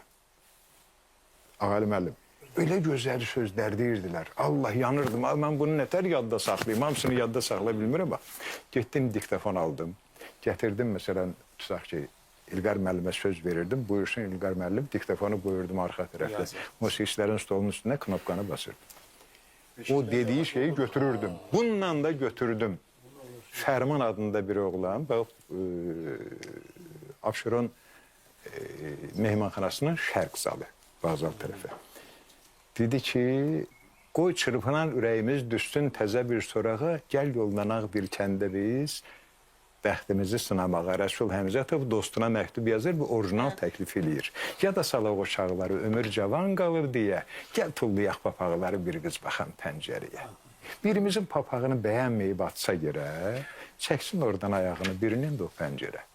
Özüm uşaq olsam da mən uşaqlardan kənar gəzim. Gecə gündüz dəli dolu cavanlardan əl çəkməzdim. Onun üçün də vaxtından tez ürcah oldum məhəbbətə. Bir gün həmin cavanlarla gəlib çıxdım bir həyətə. Ay yarpaqlar arasında nurdan çələng toxuyurdu. Bir gözəl qız pəncərədə şirin nəğmə oxuyurdu. Oxuyurdu həzin gəl deyib bir oğlana, göy gözüksə heç gəlməsin, başqa elçi gələr ona. Sinəmdəki ürək deyil bir çırpınan körpə quşdu. Cavanlar da papaqları pəncərəyə tuşlamışdı. Düşündüm ki, heç olarımı gör qalım o döstədən. Papaqların arasından öz kepkamı tulladım mən. Əz-yüzü boz kepkamı tullayanda o qız yerə, bildim bəxtim gətirmədi. Doluxsundum birdən-birə. Tez dərdim əşəri çıxıb böyle yaman tələsmirsən. Hələ uşaqsan ki, hələ uşaq, böyüyüb gəlib uyulirəsən. aylar, günlər ötdü, sular kimi axa bir gün mənim yolum düşdü. Yenə çox sevdiyim bu bağçabağa. Yenə alıb papağı ilə, yenə alıb həm pəncərəyə tulladı, hərə öz papağını. Mən də həmin pəncərəyə tulladım öz şlyapamı. Ah, şlyapam nə gündədir. Bənzəri var yırtıq dəfə. Güllə dəymiş qarğa kimi yaymalanıb hər tərəfə. Ürəyimdən keçənləri gözlərimdən duydu qız. Dedi, yaman gecikmişsən. Haradaydın, ay insafsız. Nə qədər ki ömür sevgi yollarına üz tutmuşam, ömür boyu tələsmişəm, ömür boyu gecikmişəm, ömür boyu tələsmişəm. Və mənə elə gəlir ki, bu Tofiq Bayramın təsviri. Ağalı müəllim, xoş gəlmişsiniz. İndi düzdür, tamaşaçılarımız düşünə bilər ki, ədəbi mühiti təmsil edən insanlar buradadır. Ağalı müəllimin, məsələn, buradakı iştiraki nə ilə bağlıdır? Biraz ipucunu verdi Vaqif müəllim. Hə, bayaq dedi. Demə, Tofiq Bayramın Səttar Bəhlulzadə ilə çox belə, nəinki dostluq, o bir qardaşlıq, o bir belə bağlılıq idi. Və ikisi də Bakılı, hətta öz ölümündə belə onun vəsiyyəti idi ki, o Səttar Bəhlulzadənin yanında dəfn olunsun. Baxmayaraq ki, 2-ci Fəxri Xiyabanda dəfn olunmalıydı. Siz bir qədər özü istəmişdi, bəli, öz vəsiyyəti. Buyurun. Mən fotomateriallara baxdım və burada yazıçıları, rəssamları gördüm, bəstəkarları gördüm. Əgər biz bugünkü 21-ci əsrə baxsaq və keçmişə 20-ci əsrə baxsaq, 60-cı, 70-ci illər dahilər ili idi. Bəli. Renesans dövrü idi. Niyə deyirəm ki, mehribançılıq? Məsələn, Tahir Salaxov Qara Qarayın portretini işləyir. Fikrət Əmirov, Rəsul Rızamın, Mikayıl Abdullayev, Fərhad Bədəlov, Anar, Toğrulu. Yəni demək istirdim, çox böyük şəxslərin, bəstəkarların, şairləri biz bir ailə kimi idi. Mən də cavan idim o vaxt. Bir ailə kimi idi. Və ona görə mən bir şey yada salmaq istəyirəm. Burada bir mahnı çalındı dost haqqında. Mən elə İslam səfərliyinə çox yaxın idim. Elə Əlfi müəllimlə də tez-tez görüşürdüm. Çünki İslam mənim ən sevdiyi insanlardan biri, şəxsiyyətlərində Əlfi müəllim idi. Və onlara gəldi, ya yuxarıda da Əlfi müəllim yanı, ya burada. Nəyə demək istəyirəm? Deməli, o ki, sənətkarlar arasında münasibət, rəssam, bəstəkarlar çox sıx münasibət edir. Burada Leonardo da Vinci'nin şeiri var, deyir ki, rənkarlıq poeziya dansı sən görürsən, poeziya rənkarlıq dansı sən eşidirsən. Əgər ruh rəssamın əlinə aparmışsa, orada sənət əsəri yoxdur. Ümumiyyətlə insana bədəninə qida lazımdır. Lakin onun ruhuna həqiqət, səmimilik lazımdır. Belə dahi edərəm sözünəcə, deyir, yaradıcı insanlar qeyri-adi insanlardır. İndi biz Tofiq müəllim haqqında danışırıq da. Birinci mən o ilk dəfə görəndə İslam səfərinin evində Cabir Novruz da oradaydı. Bir söhbət elədi və mən bir şey, onun səsi, və bir ümumiyyətlə biz insanı görəndə obrazda görürük. Mən bir alovlu bir alov kimi gördüm onu. Yəni bir alovlu, ot kimi. Və bir anlam şeirlərdən danışırdı. Mən də dostlarım çoxdur, özüm də şeir sevirəm yazmağım. Və mən az şairlər tanıyıram ki, öz şeirlərini oxuya bilir. Amma bu şeiri yaşadırdı. Nəfəsinlə, ruhuyla yaşadırdı və orada ilk dəfə həyatımda gördüm ki, İslam mənim ürəkdən deyil, Cabir Novruz, Tofiq mənim də ürəkdən dedilər. Sonra İslam mənim götürdü rümkanı, mən də cavan edim, atdı yerə, sındı, sonra deyir, sınanda da yaxşısına. Deyirəm, İslam mənim başa düşmədim.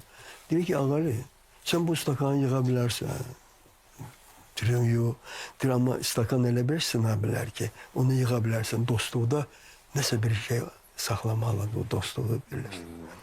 Və yadımda da onda İslam müəllim deməli Gəncə bölməsinin sədri idi və orada nəsə bir problem vardı. Yəni, evdə telefonla zəng gəldilər, bunlar böyük şairdir. Amma və İslam müəllimin evində Səttar Bəhlulzadənin əsəri vardı. Mən gən də onu deyirəm ki, rəssam, bəstəkar, yazıcı eyni həqiqəti axtarırlar. Eyni həqiqəti axtarırlar və orada ilk dəfə mən eşitdim Tofiq müəllimdə ki, yeganə birinci adam o idi ki, dedi ki, o dahi rəssamdır ya, bilirsən ağalı da. Və ondan sonra isə Heydər Əliyev onun 80 illik yubileyində açılanda demişdi. Onu demək istəyirəm ki, doğrudan da Tofiq Bayram böyük şəxsiyyət idi. Onun haqqında demək, onun şeirlərini oxumaq, onun mövzuları. O da bilirsiniz, Allah'dan gələn bir istedaddır. Çaykovskinin sözü var, deyir ki, eğer istedadı genişləndirmirseniz mümkündür. Ama bunlar ömrü boyu yaşadılar, ömrü boyu yaradıblar ve belə bir şairlər, belə bir dahi şəxsiyyətlər xalqın yaddaşında həmişə yaşayacaqlar.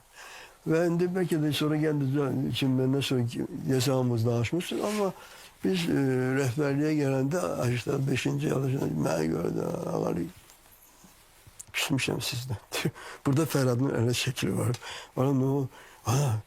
Sattarca iş eləmədiniz. O dahidir. Nə ikəli, nə belə küçəsi, nə muzey. Dedim, Tofiq deyəm də təzə gəlmişik. Oradan küçə də oldu. Ömer mənim də oradan da güzel bir heykel də elədi. Sonra da oradan da çok güzel müze açıldı orada. Ve hem mesela Südağan deyirəm ki, biz Sattar müəllimin qəbrisine her gedəndə mütləq Tofiq müəllimə də gül qoyuruq. Yanaşı dəfn olunurlar. Biraz derine gidip o mühiti formalaştıran bir mekanı hatırlatmak istedim. Bir yazıcılar evi var idi. Biri Şuşadaydı, biri Şüvələndə. Şüvələndəki Məşədi Əzizbəyovun əmsinin mülküydü. 18-ci əsrin sonlarında dikilmişti. Çok böyle bir güzel bir malikaneydi. Çok büyük de arazisi var idi. Ve o vaxt bir edebiyat fondu, Glav Litfond deyirdiler. Çok kudretli teşkilat idi. Çünkü Sovet dövründə bütün klassiklerin əsərləri tekrar çap olunurdu. Bütün vesait edebiyat fonduna gedirdi. Ve edebiyat fondunun hem o istirahat evlerini saklamağa gücü vardı. Hem pulsuz putovka vermeye, gönderiş vermeye gücü vardı. Benim talihim belə gətirib ki, yani o mühitdə olduğum için təxminən 10 il, 12 il, belki de 15 il, bir ay yazıçılar evində Şuşada, bir ay Şüvələndəki yazıçılar evində, bir ay da Babamgildə rayonda keçirmişəm. Bütün tətillərim elə keçib. Bax, o Şüvələndəki yazıçılar evi, köhnə yazıçılar evi barədə 3-4 kəlmə demək istəyirəm. Çünki orada 2 il biz rahmetli Tofiq Bayramın ailəsiyle Zərifə xanımla bir yerdə istirahat eləmişik bir il. O istirahat evində elə bil ki 3 dənə bir-birinə toxunmayan, bir-birinə mani olmayan klub yaşayırdı. Biri uşaqlar klubuydu. Uşaqlar hamısı qardaşın. İnanın ki bizim orada tapdığımız qardaşlığı sonra biz ömrümüz boyu başqa yerdə tapa bilmədik. Bir qadınlar klubu, anam, Zərifə xala, başqa uşaqların valideynləri, bir de kişiler klubu. Kişiler de bunlar ne birbirine karışardı ve ne birbirine mani olardı. Birbirine bakıp davranış seçerdiler. Kişiler klubu şənbə bazar işləyirdi. Çünkü bunlar hamısı işləyirdi. Ancak şənbə bazar günü gelirdiler oraya. Orada bir köşk vardı. Orada otururdular. Poeziyadan danışan kim, nerede oynayan kim, ne bileyim, dominoyu görmemiştim. Ama nerede oynayanlar vardı. Kadınlar da oturardılar ve uşaq klubundan azca aralı uzaktan bize sadece göz koyardılar. Kim orada mesela davranışında bir səhvə yol verərdisə, akşam otağa gələndə tənbihin alardı. Uşaqlar klubu da en büyük məşğuliyyətimiz bağın lap aşağı tərəfinə gedib, orada bir 4-5 hektarlıq ərazi vardı. Talvarlardan aşağı ümumiyyətlə ovdan var idi, falan idi. Gedərdik orada dövrə vurup oturardıq. İlk məşğuliyyətimiz. Bir-birimizə qorxulu nağıllar danışardıq. Qorxulu nağıllar. Ya uydurardıq. Ben çok vaxt uydururdum çünkü okumamıştım. Qorxulu nağıl bilmirdim. Bak, oradaki kardeşliği, oradaki dostluğu sonradan da devam ettiler ve bir balaca təəssüfə layiqdir ki, təəssüf eləyirəm ki, bütün şair ve yazıçılar oraya gelmirdi. Kimin bağı vardısa oraya gelmirdi. Bizim bağımız yok diye biz oraya gelirdik. Ve o mühiti ben çok istərdim ki, devletimiz de güçlenir. O mühiti bərpa eləmək lazımdır. Çünkü oradaki terbiye uşağa ömrünün 70 yaşım artık tamam oldu. Ben o terbiye hele elə bil ki bugün yaşayıram. Onu daşıyırsınız özünüzden. Onu özümden bütün ömür boyu Əlbəttə, daşıyıram. ədəbi mühit başqa bir Bəli, aləmdir. amma, Orada amma onu formalaşmaq. evdə uşağı vermək imkanımız getdikcə məhdudlaşır. Çünki uşaqların maraqları artır. Və heç təsadüfi deyil ki, nə bizim elə pafoslu şairimiz yetişə bilir indi, nə güclü yazıcımız yetişə bilir indi, nə psixologizmdə dolu aktörümüz yetişə bilir indi. İlqar Çünki biz- müəllim, baxın o mühit deyirsiniz də, mühit lazımdır da.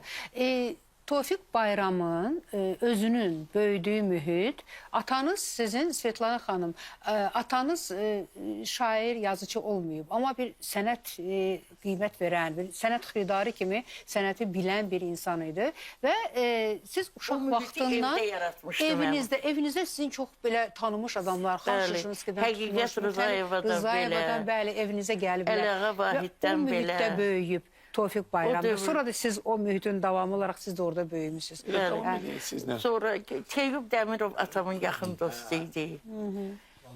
Məsələn, Xan Şuşinski həm atamın vaxtı ikən toyun eləmişdi, həm də Tofiqin toyun eləmişdi. Mütəllibov var idi o vaxt Tofiq məşhur. Bayramın toyundan çox danışırlar. Niyazi bizim Orada nə olmuşdu yaxın ki? dost. Tofiq Necə? Bayramın toyundan çox danışırdılar. Nə Bəli, olmuşdu bəli. orada? Bəli, deməli ki, vaxtı ikən Xan Şuşinski Qarabağın məşhur müğənnisi idi. Hələ gənc idi o. Amma Bakıda o qədər də məşhur değildi. Atam bir dəfə Qarabağda toyda olanda Xan Şuşinskini ifasını orada görmüşdü və ona sözün əsl mənasında vurulmuşdu. Ondan sonra 1931-ci ilin dekabr ayında, qış günündə Xan Şuşinskini öz toyuna dəvət eləmək üçün onlar da adam göndərir ki, Xan Şuşinski bizə toya gəlsin. Xan Şuşinski gəlir, o vaxt atamın toyunu eləyir və Xan Şuşinskinin elə xeyir duası ilə anam xoşbəxt bir ailə qururlar və dünyaya 9 evlad gətirirlər, neysə. Amma atamın toyunda Xan Şuşinski belə bir cümlə işlədir. Deyir ki, Qulam, əhd eləyirəm, zaman gəlsin, sənin bir oğlun olsun, oğlunun toyunu da mən gəlim aparım. Zaman ötür, Tofiq çox gənc evlənir, çox gənc, 22 yaşında. Atam gedir Xan Şuşinskinin yanına, deyir, dediyin sözə əməl elə. Artıq oğlum böyüyüb, Tofiqin toyu da sənə dəvət edir. Bu da deyir, Xan Şuşinskinin qəribə Qarabağ ləhcəsi ilə danışıqları olurdu, çox qəribə. Deyir, sən oğlun nə tez böyüdü. Deyir, hə, cavandır, 22 yaş var, amma onun toyudur. Deyir, bir yaxşı nərd var sizdə. Nərdbaz imiş. Atam deyir ki, hə, var. Deyir, hə, mən səhərdən gələcəyəm, sizdə nərd oynayarıq. Toy başlayanda da toy aparar. Elə atam oradan çıxır, gedir Kubinkaya. 56-cı ildə olur. Evimizdə nərd var idi. Amma atam istəyir ki, xanın hüzuruna ən gözəl bir nərd çıxarsın. Orada sonralar o nərdlər çox oldu. Stolun üstündə idi elə bir, özünün altlığı var idi və onun üzərində nərd var idi. O nərd çox qəribə bir nərd idi və o dövrdə hətta o nərdin daşları da fil sümüyündən olmuşdu. Qara bir də ki, ağ daşlar. Hə, atam o nərdi alıb gətirmişdi evimizə və doğrudan da Xan Şuşinski səhərdən gəlmişdi. Sonra o toy, ümumiyyətlə o toy deyildi də. O elə bilin ki, muğam müsabiqəsi idi, şeir sənət müsabiqəsi idi. O toyda Xan Şuşinskidən əlavə o dövrün çox məşhur tarzəni olan Qurban Pirimov iştirak eləmişdi. Qarmonda Teyyub Dəmirov çalmışdı. O vaxt hələ gənc olan, hərdən birdən sonradan mən rastlaşırdım Ərbaba Məmmədov rəhmətliklə.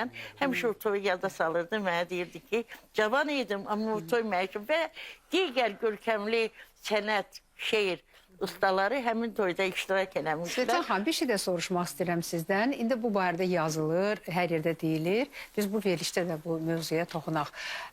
Türkiyənin Mədəniyyət Naziri Namiq Kamal Zeybək demişdi ki, mən Bakını, Azərbaycanı Tofiq Bayramın Sevda Aydana yazdığı şeiri ilə sevdim. Amma o şeir də bir balaca onu belə başına müsibətləri gətirən bir şeir oldu. Amma Allah qərin-qərin rəhmət eləsin. O dövrdə Dövlət Təhlükəsizlik Komitəsində yüksək vəzifə tutan Heydər Əliyevdən o şeirlə bağlı böyük qalmaqal olmuşdu. Həmin şeir Türkiyə vətəndaşlarının əksəriyyətin tərəfindən əzbər deyilirdi. Hətta indiyəcən belə o İndiyənəcən əzbərləyirlər o Hətta şeyi. bir neçə il bundan qabaq bir məşhur Türk qadın jurnalisti Bakıya gəlmişdi. O mənə dedi ki, bildi ki, mən Tofiq Bayramı başlayacağam. Dedi ki, mənim eşim, yəni yoldaşım, Türkiyəli Türkdür. Amma mən vaxtı ikən buradan Ağdamdan getmiş Türkəm. O deyir, mənə eşqini heç cür aça bilmirdi. Müraciət eləmişdi Sevda Aydana həsr olunan şeirə. Onu ilə mənə eşqini açdı. Yəni o şeir çox məşhur idi, amma əfsuslar olsun ki, Namiq Zeybək Bakıya gələndə çox cəhd eləmişdi Tofiqlə görüşsün. O alınmamışdı. Həmin şeiri başdan ayağa əzbərdidir. Birinci misradan sonuncu misraya qədər. Dövlət səviyyəsində o gəlmişdi, nümayəndə heyətinə rəhbərlik eləyirdi və çox təəssüfləndi ki, mən Tofiqi sağ ikən görə bilmədim. Hətta Heydər Əliyev o şeirə görə qorudu Bəli, o Tofiq dövrdə, Bayramı. bəli, o şeirin də tarixçəsi var. Türkiyədə o şeir məşhurlaşdı. O vaxt Azərbaycan Türkiyədə səfirliyi yox idi. SSR-nin Türkiyə səfirliyi var. Səfirlikdə də belə bir qanun var da, səfiri olduğun ölkədə nə hadisə baş verirsə, Ruslar onu mütləq qeydiyyatdan keçirdirdilər və yuxarı xəbər eləyirdilər. SSR deməli ki, Sovet İttifaqı səfiri Türkiyədə olan bu barədə o dövrdə Moskvaya xəbərdarlıq edir ki, bir şair nəsə bir şeir yazıb, türklərin hamısı onu əzbər bilir. Özdə o vaxt yəqin ki, təsdiq eləyərlər bu ədəbiyyatçılar ki, senzuradan keçməyən bir şeiri xaricdə çap elətdirmək ən azı günah sayılırdı. Ondan sonra zəng eləyirlər Bakıya, Heydər Əliyev bu işdən xəbər tutur. O dövrdə Tofiq opera teatrında işləyirdi. Həmin opera teatrında direktoru atamın yaxın dostu olan, bizim ailənin elə bir üzvü kimi qəbul etdiyimiz Niyazi Maestro Niyazi idi. Niyazin deyir ki, o oğlan başına ağıl qoy, belə şeylər eləmək böyük risk tələb eləyir, amma mən onu qoruyacağam. Ona deyirəm ki, Əmircandakı evlərində qalsın, 6 ay heç yerə getməsin, 6 aydan sonra mən deyəcəyəm nə eləmək lazımdır. Amma onun marşını yaz, şairi pulsuz qoymaq olmaz. Bu da Heydər Əliyevin həm böyüklüyüdür, həm humanizmidir. Tofiq Bayram həm vətənpərvər, həm vətən, torpaq haqqında bayaq dedi ki, şeirləri onun ana xətti kimi keçir şeirlərin içində. Eyni zamanda o böyük türkçü idi. O Almaz İldırım və türkçülüklə bağlı danışığı var, sözləri var. Gəlin dinləyək. Almaz İldırım'ın faciası neydi? Onun faciası oydu ki, vətəndə qürbətlə yaşadığı kimi yaşayırdı. Yaxşı ki, qürbətə getdi. Qürbətdə bizi Türkiyəyə ancaq sərhədlər, saldatlar bağlayır, kəsir. Bir vətəndir, bir torpaqdır, bir nəfəsdir, bir əqidədir. Yaxşı ki, o gedə bildi. Amma o, bəlkə 50, 80 il, 100 il yaşaya bilərdi. Onun şeirlərini elədiniz, duydunuz. Vulkan kimi püskürür, təndir kimi ot tutub yanır. Almaz İldırım'ın ürəyi vətən həsrəti ilə. O indiyə qədər yaşaya bilərdi. O həsrət onun ürəyini göylətməsəydi. Biz görün nələr itirmişik, kimləri itirmişik. Amma gəlin heç olmasa öz günahımızı bundan sonra yuvaq. Bizim hamımızın günahı olub bu işdə. Gəlin arxivlər bunları araşdırsınlar. Almaz İldırım'a xalq düşməni, pan-türkist deyənlər kimdir?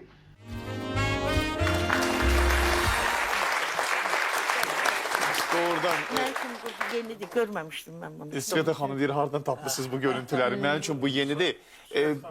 Sovet vaxtında deyir bunu. Bəli, Sovet vaxtında. Tofiq 91-ci ildə rəhmətə gedəndə hələ Sovet dağılmamışdı. Nə böyük Tofiq cəsarət, Bayram bir nə böyük dissident idi. cəsarət. Təbii Lazımdır. ki, bəli. Tofiq Bayramın yaradıcılığı da dərindir, şəxsiyyəti də. Onun haqqında mən və biz çox əminik ki, sizin ürəyinizdə hələ çox sözlər qaldı deməli. Amma bizim efir vaxtı var, bir verilişi bitirməliyik. Hamınıza bura qədər gəldiyiniz üçün təşəkkür edirik və sonda Tofiq Bayramın öz sözləri sözləri ilə bitirmək istəyirəm. O deyir ki, məhəbbəti ilhamı vəzifə ilə alarsan, zorla Allah olarsan, zorla şair olmazsan deyərək o əsl şair ömrü yaşadı. Elə bir ömür ki, sözün, ədəbiyyatın və əbədiyyətin ömrü oldu. Gözəl. Bir də sözdən elə söz düşmüşkən, şair öz eli ilə sevinə gərək, elin qəzəbi ilə qabarmalıdır. O ana bətnindən məzar evinə ürəyi tərtəmiz aparmalıdır. Tofiq Bayram bax belə apardı. Tofiq Bayramdır bu, bəli. Elə belə də ürəyini tərtəmiz apardı. Və sonda biz Nofəl Aslanovu dəvət eləyəcəyik və onun ifasında mümkün deyil Tofiq Bayram haqqında veriliş olsun və Ay gecikən məhəbbətim musiqisi Sərxan Sərxana aid səslənməsin. Amma bu mahnını Nofəl ifa etməzdən əvvəl Sveta xanım, xahiş edirik, o mahnının da tarixçəsi var. Balaca bir bizə arayış verin, keçək mahnıya. Əslində mənim hazırladığım, tərtib etdiyim bax bu kitabda həmin şeirin 2 variantı var. Birinci variant və ikinci variant. Deməli ki, vaxtıyken Tofiq artıq evli olarkən, 2 övlad atası olarkən, neysə də bir gözəl bir qadın görür. Həmin qadına mən demirəm ki, o başqa mənada, bəlkə də bu bir platonik məhəbbət idi. Çox illər keçəndən sonra mən o qadını axıl vəziyyətində görəndə sözündə fikirləşdim ki, bu qadın cavanlığında necə olub ki, buna hər bir kəs vurula bilərdi. Olsun ki, Tofiq, gözəllik, poeziya, söz aşıqı. Şair sevməli də, sevməsə yaza bilməz. Bu normaldır. Yəni, bunu doğru... Tofiq o xanıma Ay gecikən məhəbbətim şeirini həsr eləyir və o biz bu tarixçəni bilmirdik. Günlərin birində bir məclisdəydim, bir qadın mənə yaxınlaşdı. Dedi ki, Sveta xanım, mənim sizə verəcəyim bir əmanət var. Dedim, buyurun. Dedim, mən sizin telefonunuzu götürün, mən onu tapıb sizə deyəcəyəm. Neysə, bir gün zəng elədi ki, şeiri tapmışam. Həmin o şeiri mənə təqdim elədi. Əl yazması Tofiq. Əl yazmasıdır, bəli. Sağdır həmin qadın, Sveta xanım. Bəli, bugün. Deməli, şeirin qəhrəmanı həyatdadır. Həyatdadır. Bəli, mən o şeiri doğrudan o qədər təsirləndim ki, o şeirdən. Mən Tofiqin kitabını çapa hazırlayanda hər 2 variantı verdim. Birinci variant, ikinci variant. Və həmin qadına zəng elədim. Dedim, mən sizdən çox üzr istəyirəm. Mən sizdən icazəsiz eləmişəm bunu. Amma eləməyə bilməzdim. Çünki orada Tofiqin avtoqrafı var. Ona görə vermişəm. Qadın mənə dedi ki, çox nahaq yerə. Nahaq yerə də. Yəni, o bir əmanət idi mənə verilib. Sən bunu faş eləmirsən, gərək deməydin, o yan bu yan. O qadınla Tofiqin tanışdığı da belə olurdu. O qadın alim idi. Bir Ulduz jurnalında deməli ki, məqalə dərc eləmək istəyirdi. O vaxt məqalə dərc elətdirmək çox çətin idi. O gələndə Ulduz jurnalında Tofiq gör ki, bir yaraşıqlı bir qadın redaktoru gözləyir. Deyir ki, siz kimi gözləyirsiniz? Deyir, mən redaktoru gözləyirəm. Deyir, niyə? Deyir, bəs məqalə mən vermək istəyirəm. Tofiq deyir ki, heç mən rəva bilmirəm. Siz redaktor ha vaxt gələcək, Allah bilir. Siz gedin, mən onu verərəm. Həqiqətən də həmin məqalə dərc olunur. O qadın da o vaxt artıq nişanlıymış. Deməli ki, istəklisi olur, onunla xoşbəxt bir ailə qurur. Amma mənə elə gəlir ki, o Ay gecikən məhəbbətim o qədər güclü hisslərin məhsuludur ki, o əslində şeir kimi çox məşhur idi. Amma Sərxan onu mahnı kimi əbədiləşdirdi, mən deyərəm. Bəli. Saralıram, gəlin dinləyək mahnını. Gəlin dinləyək Nofəlin Aslanovun ifasında və bitiririk verilişimizi. Buyurun.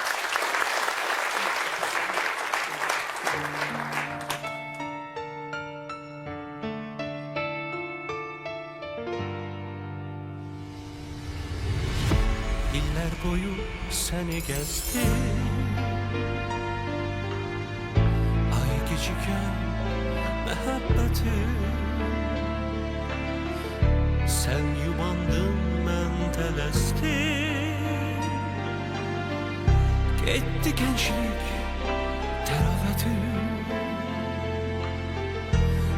küçükken məhəbbəti saçardım bu yollarda. Hardaydın söyle harda, bir yarpağa sonbaharda sarılıram yetim yetim. Saç ağarttım bu yollarda. Hardaydın söyle harda, bir yarpağa sonbaharda sarılıram yetim yetim. Ay küçükken məhəbbətim.